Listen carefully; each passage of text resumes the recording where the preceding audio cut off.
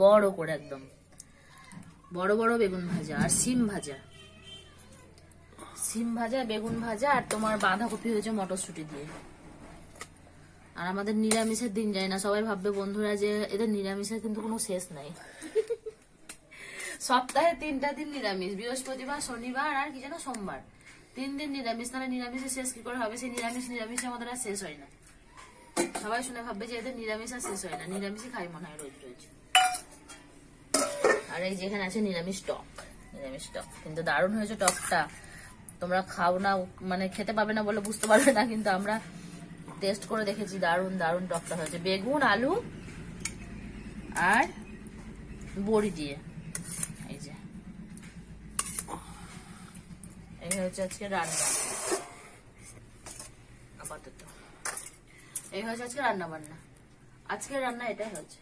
আজকে কি বার যেন ভুলে গেলাম, বৃহস্পতিবার, বৃহস্পতিবার এটাই হচ্ছে, আর কিছু হয় করতে গিয়ে। টক হয়েছে, বড়ির টক। এই দেখো বড়ি, আলু, টমেটো, বেগুন দিয়ে টক, বাঁধাকপি, মটরশুঁটি দিয়ে সিম ভাজা, বেগুন ভাজা, ভাত।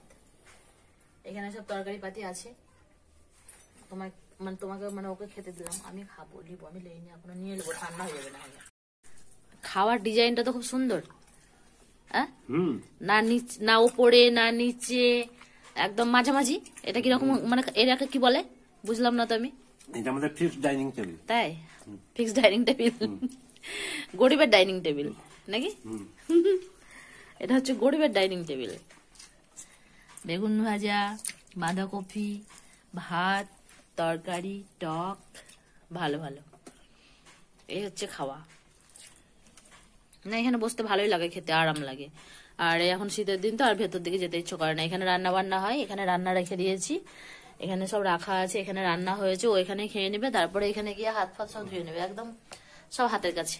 ওই জন্য আর ওইদিকে যেতে চাই না, এটাই হলো আসল কথা। সেটা বলো কেন, ডাইনিং টেবিল কেন বলছো বেকার বেকার? তাহলে আসলে হচ্ছে সেটাই ব্যাপার, যে আবার দুয়ারে কার জন্য বইবো, এখানে খেয়ে নিলাম, এখানে ধুয়ে দেবো, হ্যাঁ দুজনে, ওই জন্য আরো